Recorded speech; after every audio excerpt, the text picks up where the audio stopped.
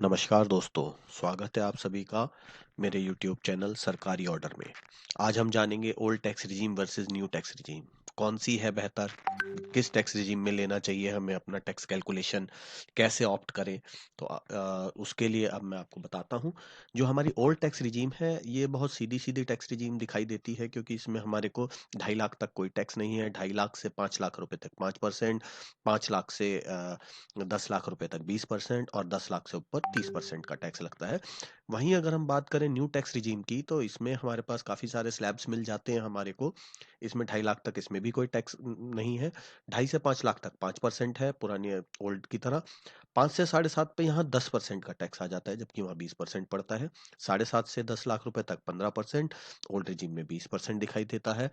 इसी प्रकार से 10 लाख से 12,50,000 रुपए तक 20%, और 12,50,000 से 15 लाख तक 25%। वहीं 10 लाख से ऊपर पे ओल्ड टैक्स रिजीम में 30% है, और 15 लाख से अबव 30%। तो शुरू में देखने में ऐसा लगता है कि हमें न्यू टैक्स रिजीम ही लेनी चाहिए, क्योंकि न्यू टैक्स रिजीम में तो हमारा टैक्स कम बन रहा है। परंतु ऐसा नहीं है। अगर आप ध्यान दें तो न्यू टैक्स रिजीम में आपको इसके अलावा कोई और बेनिफिट नहीं मिलता है।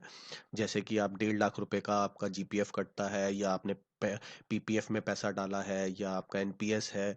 तो जितनी भी ऐसी आप रिबेट्स लेते हैं, वो सारी रिबेटें न्यू टैक्स रिजीम में नहीं मिलती हैं। तो इसलिए आपको ये बेनिफिट यहाँ पे दिखाई दे रहा है।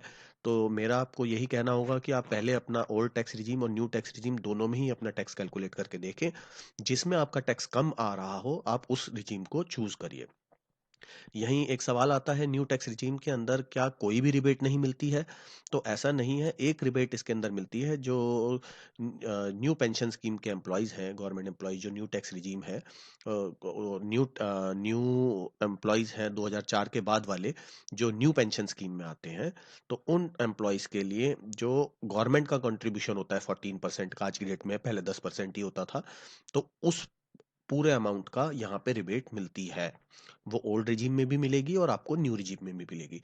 इसके अलावा चाहे आपकी एचआरए की हो, चाहे आपका हाउसिंग लोन हो, एचबीए का हो, या लाइफ इंश्योरेंस हो, पीपीएफ हो, पीएलआई हो, ट्यूशन फीस हो, इस टाइप की कोई भी रिबेट न्यू टैक्स रिजीम में नहीं मिलती है। तो मैं दोबारा से यही कहना चाहूंगा, आप दोनों में अपना टैक्स कैलकुलेट करिए, और जिसमें आपको मैक्सिमम बेनिफिट मिल रहा हो, जिसमें आपका कम टैक्स बन रहा हो, उसी टैक्स रिजीम को आप चूज करिए। धन्यवाद।